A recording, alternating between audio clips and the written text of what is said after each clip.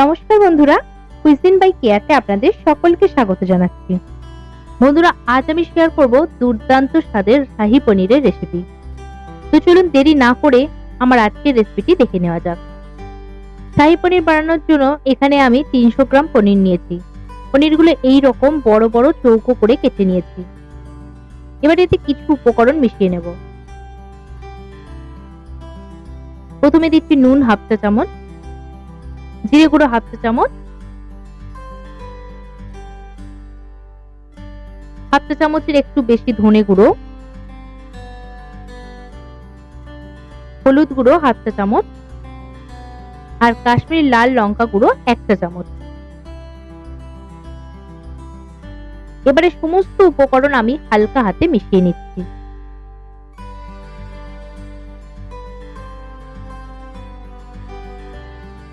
সমস্ত উপকরণ মেশানো হয়ে গেছে। এখন নিয়েছি এরকম দুটো মাঝারি সাইজের টমেটো। এগুলো আমি পেস্ট করে নেব। তাই ছোট ছোট টুকরো করে কেটে নিয়ে একটা মিক্সিং জারে দিয়ে দিচ্ছি।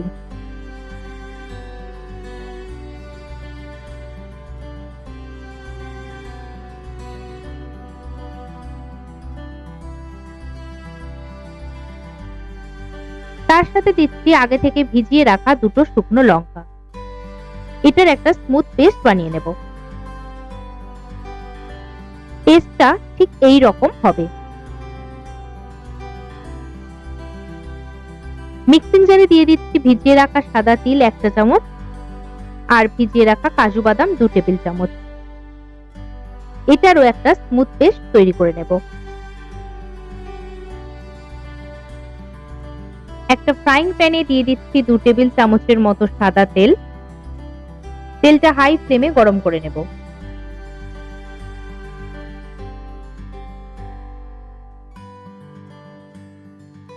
তেল গরম হলে মশলা মাখিয়ে নেওয়া পনিরগুলো ভেজে নেব। ফ্লেমটা এবার লোতে রেখে পনিরগুলো ফ্রাইং প্যানে এক এক করে দিয়ে দিচ্ছি।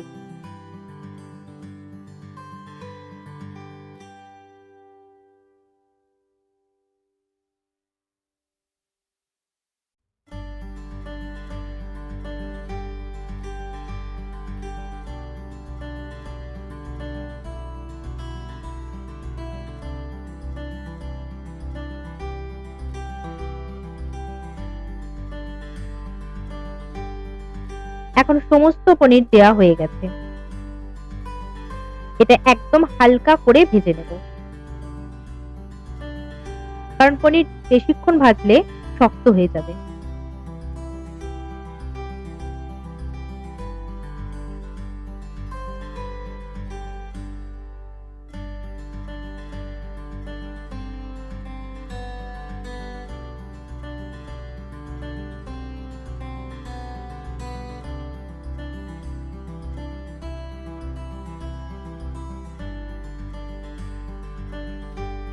এখন পনিরগুলো হালকা ভাজা হয়ে গেছে। এবারে একটা পাত্রে তুলে নিচ্ছি।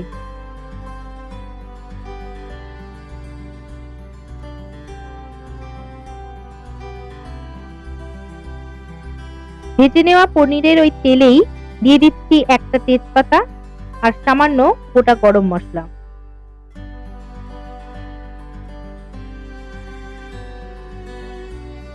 এটা নাড়াচাড়া করে দিয়ে দিচ্ছি টুকরো করে কেটে রাখা পেঁয়াজ 1 কাপ, 6-7টা রসুনের কোয়া, টুকরো করে কেটে নেওয়া 1 ইঞ্চি আদা। এগুলো ভেজে নেব।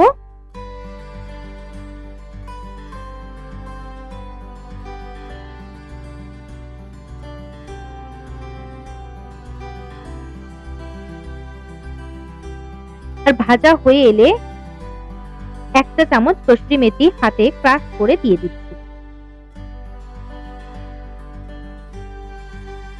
এবার এটা নাড়াচাড়া করে নিচ্ছি।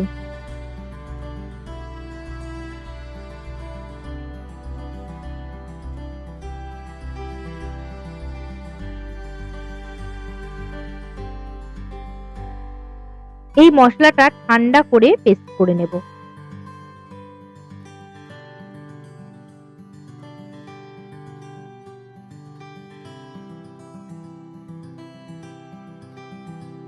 পেস্টটা রেডি হয়ে গেছে। ফ্রাইং প্যানে 1 টেবিল চামচের একটু বেশি বাটার দিয়ে দিচ্ছি। ফ্লেমটা মিডিয়ামে রেখেছি।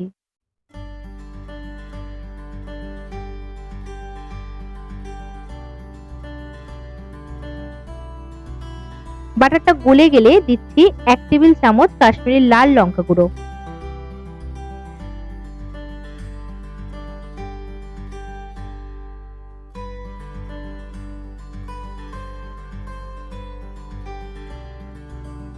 একটু নাড়াচাড়া করে দিয়ে দিচ্ছি পেস্ট করা টমেটো আর শুকনো লঙ্কাটা। এটা হাই ফ্লেমে নাড়াচাড়া করে নেব।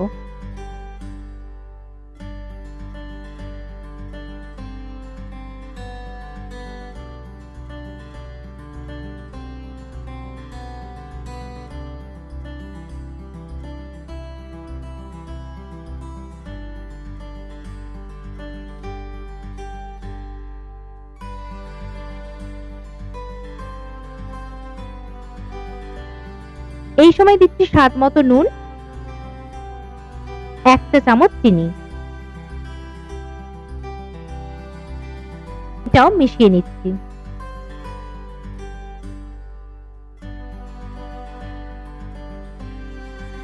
মিশিয়ে নিয়ে দিয়ে দিচ্ছি ভেজে রাখা আদা রসুন পেঁয়াজের পেস্টটা। যতক্ষণ না তেল ছাড়ছে ততক্ষণ এটা কষিয়ে নেব।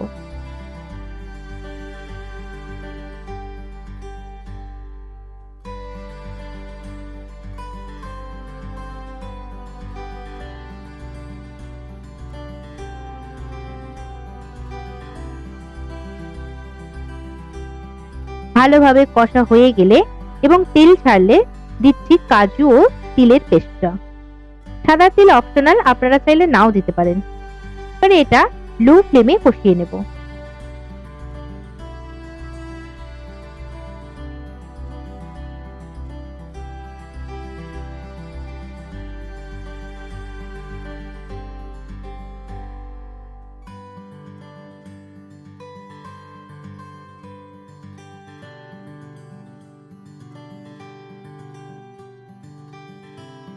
অন্যদিকে একটা বাটিতে নিয়েছি 2 টেবিল চামচ জল ঝরানো টক দই।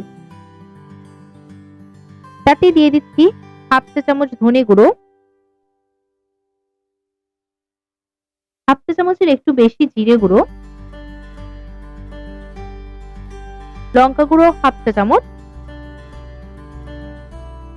1/2 চা চামচ হলুদ গুঁড়ো আর 1/2 চা চামচ মতো শাহি গরম মশলা।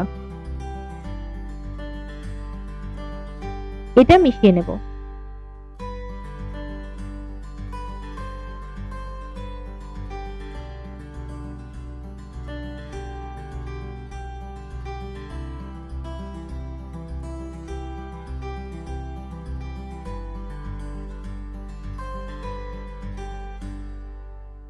এদিকে এটাও কষা হয়ে গেছে।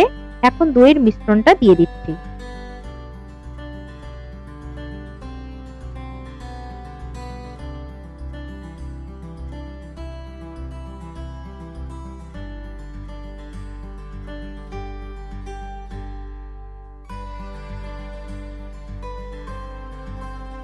আপনারা দেখতেই পাচ্ছেন এটা কতটা ক্রিমি হয়েছে। একটু নাড়াচাড়া করে বাটি ধোয়া জলটা দিয়ে দিচ্ছি।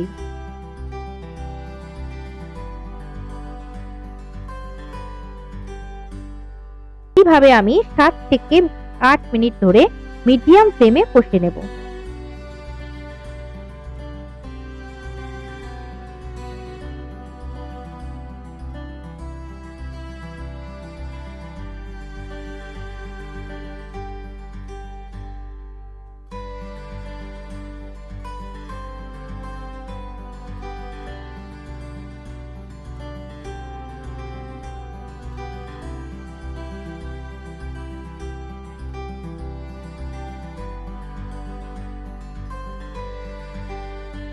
দিচ্ছি 1 টেবিল চামচের একটু বেশি বাটার।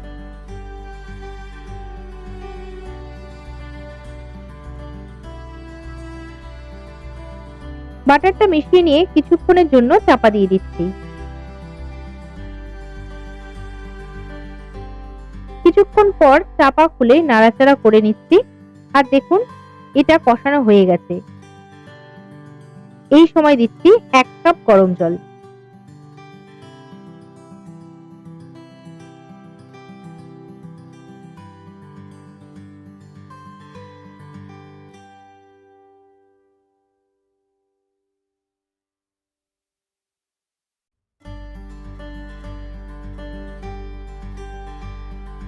আপনারা যেরকম গ্রেভি রাখতে চান সেরকম জল দেবেন।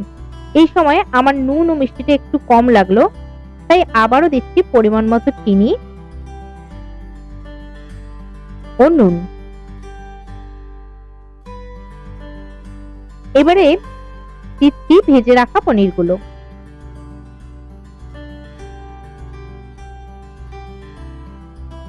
পনিরটা সমস্ত মশলার সঙ্গে ভালোভাবে মিশিয়ে নিচ্ছি।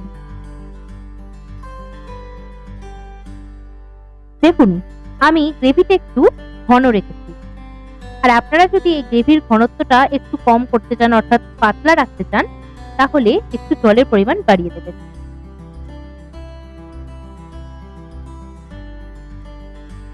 এবার এটা 4 থেকে 5 মিনিটের জন্য চাপা দিয়ে দিচ্ছি, যাতে পনিরের মধ্যে সমস্ত মশলাটা ভালোভাবে ঢুকে যায়। তারপর ঢাকা খুলে একটু নাড়াচাড়া করে নিচ্ছি।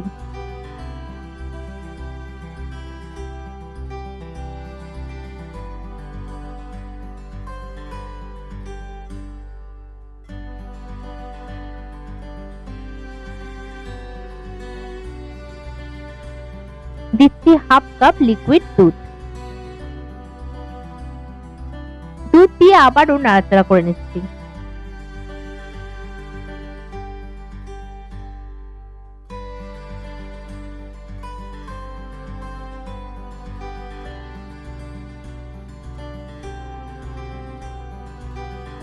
এটা প্রায় হয়ে এসেছে।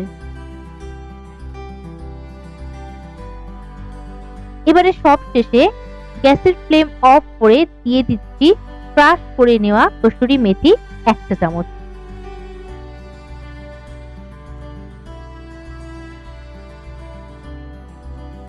আর ফ্রেশ ক্রিম 3 টেবিল চামচ। শাহী পনিরে কসুরি মেথি আর ফ্রেশ ক্রিম কিন্তু দিতেই হবে, না হলে শাহী পনিরের আসল টেস্ট আসবে না। তারপর ভালো করে মিশিয়ে নেব। তবে ফ্রেশ ক্রিমের পরিবর্তে আপনারা দুধের স্তরকে ফেটিয়ে নিয়ে দিয়ে দিতে পারেন।